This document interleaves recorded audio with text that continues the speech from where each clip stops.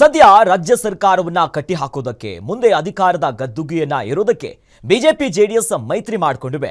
ಕಳೆದ ಬಾರಿಯ ಚುನಾವಣೆಯಲ್ಲಿ ಹೀನಾಯ ಸೋಲನ್ನ ಕಂಡಿರುವಂತ ಬಿಜೆಪಿ ಈ ಬಾರಿ ಫಿನಿಕ್ಸ್ನಂತೆ ಎದ್ದು ಬರೋದಕ್ಕೆ ಪಣ ತೊಟ್ಟಂತೆ ಕಾಣ್ತಾ ಇದೆ. ಈ ಕಾರಣಗಳಿಂದಲೇ ಸಾಲು ಸಾಲು ಪ್ರತಿಭಟನೆ, ಪಾದಯಾತ್ರೆ ಮತ್ತು ಹೋರಾಟಗಳನ್ನು ನಡೆಸ್ತಾ ಇದೆ. ಅದರ ಮುಂದುವರಿದ ಭಾಗವಾಗಿ ನಡೆದಂತ ಜಿಲ್ಲಾಧ್ಯಕ್ಷರ ಅವರ ಜೊತೆಯಲ್ಲಿ ಬಿಜೆಪಿ ರಾಜ್ಯಾಧ್ಯಕ್ಷ ಬಿವೈ ವಿಜಯೇಂದ್ರ ಅವರು ಜಿಲ್ಲಾಧ್ಯಕ್ಷರ ಸಭೆಯನ್ನು ನಡೆಸಿದ್ದಾರೆ. ಸಭೆಯಲ್ಲಿ ಏನೆಲ್ಲ ನಡೆಯಿತು ಆ ಬಗ್ಗೆ ಡೀಟೇಲ್ಸ್ ಎಲ್ಲಿದೆ? ತಿಂಗಳೊಳಗೆ ಪದಾಧಿಕಾರಿಗಳ ನೇಮಕಕ್ಕೆ ವಿಜಯೇಂದ್ರ ಸೂಚನೆ. ಯಾರ ಪ್ರಭಾವಕ್ಕೂ ಒಳಗಾಗದಿರಲು ಜಿಲ್ಲಾಧ್ಯಕ್ಷರಿಗೆ ಕಿವಿಮಾತು. ರಾಜ್ಯ ಬಿಜೆಪಿ ಕಚೇರಿ ಜಗನ್ನಾಥ ಭವನದಲ್ಲಿ ಇಂದು ರಾಜ್ಯದ ಎಲ್ಲಾ ಜಿಲ್ಲೆಯ ಬಿಜೆಪಿ ಪದಾಧಿಕಾರಿಗಳ ಸಭೆ ನಡೆಯಿತು. ಸಭೆಗೆ ಸಂಪ್ರದಾಯದಂತೆ ಆರ್ಎಸ್ಎಸ್ನ ಪ್ರಮುಖರೊಬ್ಬರು ಬಂದು ಮಾತನಾಡುವುದು ವಾಡಿಕೆ. ಹೀಗಾಗಿ ಈ ಬಾರಿ ಸಂಘದ ಕ್ಷೇತ್ರೀಯ ಕಾರ್ಯವಾಹಕ ತಿಪ್ಪೇಸ್ವಾಮಿ ಅವರು ಬಂದು ನೂತನ ಜಿಲ್ಲಾಧ್ಯಕ್ಷರುಗಳಿಗೆ ಮೌಲ್ಯಾಧಾರಿತ ರಾಜಕಾರಣ ಮಾಡಿ ಎಂದು ಸಲಹೆ ನೀಡಿದರು. ರಾಜಕೀಯದಲ್ಲಿ ಉನ್ನತ ಸ್ಥಾನಕ್ಕಾಗಿ ಹಣಕ್ಕಾಗಿ ದಾರಿ ತಪ್ಪಿದರೆ ಜನರೇ ನಮ್ಮನ್ನ ದೂರ ಮಾಡ್ತಾರೆ. ಹಂತ ಹಂತವಾಗಿ ಮೇಲೆ ಬರಲು ಇರುವ ಅವಕಾಶವನ್ನ ಬಳಸಿಕೊಳ್ಳಿ, ತಮ್ಮ ನಡೆಯಿಂದಲೇ ನಿಮ್ಮ ಮೌಲ್ಯವನ್ನ ಹೆಚ್ಚಿಸಿಕೊಳ್ಳಿ ಎಂದು ಸಲಹೆ ನೀಡಿದ್ದಾರೆ. ಸಭೆಯಲ್ಲಿ ಇದ್ದ ಎಲ್ಲರಿಗೂ ಟಾಸ್ಕ್ ನೀಡಿರುವ ರಾಜ್ಯಾಧ್ಯಕ್ಷ ವಿಜಯೇಂದ್ರ, ಪಕ್ಷ ಸಂಘಟನೆಗೆ ಇದು ಪರ್ವಕಾಲ. 3 ವರ್ಷಗಳಲ್ಲಿ ಚುನಾವಣೆ ಬರಲಿದೆ. ಅದಕ್ಕೆ ಈಗಿನಿಂದಲೇ ಸಿದ್ಧತೆ ಆಗಬೇಕು. ಎಲ್ಲಕ್ಕಿಂತ ಮುಂಚಿತವಾಗಿ ಜಿಲ್ಲೆಗೆ ತೆರಳಿದ ತಕ್ಷಣವೇ ನಿಮ್ಮ ಜೊತೆ ಕೆಲಸ ಮಾಡಲು ಸಕ್ರಿಯರನ್ನ ಆಯ್ಕೆ ಮಾಡಿಕೊಳ್ಳಿ. ಜುಲೈ 15ರ ಒಳಗೆ ಪದಾಧಿಕಾರಿಗಳ ನೇಮಕ ಆಗಬೇಕು. ಯಾವುದೋ ಒತ್ತಡಕ್ಕೆ ಮಣಿದೋ ಇನ್ಯಾರೋ ಹೇಳಿದ್ರು ಎಂದೋ ಯಾರ್ಯಾರನ್ನೋ ತಂದು ಪದಾಧಿಕಾರಿ ಸ್ಥಾನದಲ್ಲಿ ಕೂರಿಸಬೇಡಿ.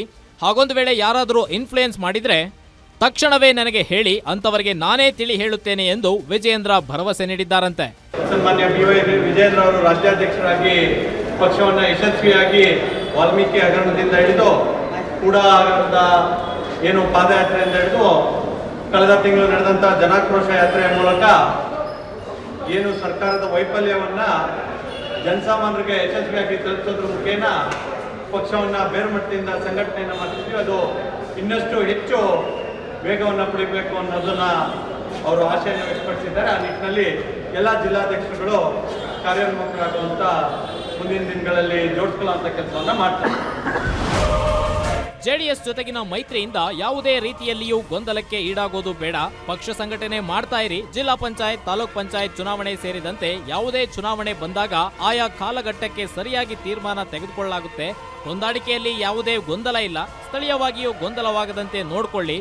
ಟಿಕೆಟ್ ಹಂಚಿಕೆ ಎಲ್ಲವೂ ಹೈಕಮಾಂಡ್ ಮಟ್ಟದಲ್ಲಿ ತೀರ್ಮಾನ ಆಗುತ್ತದೆ. ಪಕ್ಷ ಸಂಘಟನೆ ಬಗ್ಗೆ ಮಾತ್ರ ಗಮನವಿರಲಿ ಎಂದು ಸಲಹೆ ಕೊಟ್ಟಿದ್ದಾರಂತೆ ವಿಜಯೇಂದ್ರ. NDA ಮೈತ್ರಿ ಪಕ್ಷದ ಒಬ್ಬ ಪ್ರಭಾವಿ ನಾಯಕರು ಕುಮಾರಸ್ವಾಮಿ ಅವರು. JDS ಪಕ್ಷ ಕೂಡ ಒಂದು ಬಹಳ ಮುಖ್ಯವಾಗಿರುವಂಥ ನಮ್ಮ ಅಂಗಪಕ್ಷ, NDA ಒಂದು ಅಂಗಪಕ್ಷ ಆಗಿದೆ. ಇದ್ರ ಬಗ್ಗೆ ಮಾತನಾಡೋದಕ್ಕೆ ರಾಷ್ಟ್ರೀಯ ಅಧ್ಯಕ್ಷರು, ಪ್ರಧಾನಮಂತ್ರಿಗಳು, ನಮ್ಮ ಗೃಹ ಸಚಿವರು ಮಾತನಾಡ್ತಾರೆ. ನಾವಿಲ್ಲೇನಿದ್ರು BJP ಸಂಘಟನೆ ಬಗ್ಗೆ ಮತ್ತೆ BJPಯನ್ನ ಯಾವ ರೀತಿಯಾಗಿ ಬೂತ್ ಮಟ್ಟದಲ್ಲಿ ಬಲಗೊಳಿಸಬೇಕು ಅನ್ನೋದ್ರ ಬಗ್ಗೆ ಮಾತ್ರ ಚರ್ಚೆ ಆಗುತ್ತೆ. ದೊಡ್ಡ ದೊಡ್ಡ ವಿಚಾರಗಳ ಬಗ್ಗೆ ದೊಡ್ಡವರು ಮಾತನಾಡ್ತಾರೆ. ನಮ್ಮ ರಾಜ್ಯಾಧ್ಯಕ್ಷರ ನೇತೃತ್ವದಲ್ಲಿ ರಾಷ್ಟ್ರೀಯ ಅಧ್ಯಕ್ಷರು ಚರ್ಚೆ ಮಾಡ್ತಾರೆ. ನಾವಿಲ್ಲಿ ಸಂಘಟನಾತ್ಮಕವಾಗಿ ಭಾರತೀಯ ಜನತಾ ಪಾರ್ಟಿ ಯಾವ ರೀತಿಯಾಗಿ ಸ್ವಂತ ಬಲದ ಮೇಲೆ ಗ್ರಾಮ ಪಂಚಾಯಿತಿಯಿಂದ ಹಿಡಿದು ಪಾರ್ಲಿಮೆಂಟ್ ತನಕ 28 ಕ್ಷೇತ್ರವನ್ನು ಸೇರಿದಂತೆ 224 ಕ್ಷೇತ್ರವೂ ಸೇರಿದಂತೆ 31 ಜಿಲ್ಲಾ ಪಂಚಾಯಿತಿ ಸೇರಿದಂತೆ ಎಲ್ಲ ತಾಲೂಕ್ ಪಂಚಾಯಿತಿ, ಗ್ರಾಮ ಪಂಚಾಯಿತಿಗಳಲ್ಲಿ ಭಾರತೀಯ ಜನತಾ ಪಾರ್ಟಿಯ ಕಾರ್ಯಕರ್ತರಿಗೆ ಯಾವ ರೀತಿಯಾಗಿ ಶಕ್ತಿಯನ್ನು ತುಂಬಬೇಕು ಅನ್ನೋದ್ರ ಬಗ್ಗೆ ಸಂಘಟನಾತ್ಮಕವಾಗಿ ಹೇಳ್ತಾರೆ. ಒಟ್ನಲ್ಲಿ ಬಿಜೆಪಿ ಜಿಲ್ಲಾಧ್ಯಕ್ಷರುಗಳ ಸಭೆ ಮುಗಿಸಿ ಜಿಲ್ಲಾಧ್ಯಕ್ಷರು ಹುರುಪಿನಿಂದ ಹೊರಟಿದ್ರೆ, ಇತ್ತ ವಿಪಕ್ಷ ನಾಯಕ ಆರ್ ಅಶೋಕ್ ಗೈರು ಮತ್ತದೇ ಚರ್ಚೆಗೆ ವೇದಿಕೆ ಸೃಷ್ಟಿಸಿದೆ. ಅವರ ಕ್ಷೇತ್ರದಲ್ಲಿ ಪಕ್ಷದ ಮುಖಂಡರೊಬ್ಬರ ನಿಧನ ಆಗಿದೆ. ಆ ಕಾರಣಕ್ಕಾಗಿ ಬಂದಿಲ್ಲ ಎಂದು ಹೇಳಿದ್ದಾರೆ. ಆದಾಗ್ಯೂ ಇಷ್ಟು ಪ್ರಮುಖವಾದ ಸಭೆ ನಡೆದಾಗಲೂ ಕೆಲ ನಿಮಿಷಕ್ಕಾದರೂ ಬಂದು ಹೋಗುವಷ್ಟು ಆತ್ಮೀಯತೆ ಪಕ್ಷದ ಮುಖಂಡರ ನಡುವೆಯೇ ಇಲ್ಲ ಎಂಬ ಮಾತು ನೂತನ ಅಧ್ಯಕ್ಷರುಗಳ ಮಧ್ಯೆಯೇ ಗುಸುಗುಸುಗೆ ಕಾರಣವಾಗಿತ್ತು. ಕವನ Shivanna, political bureau, guarantee news.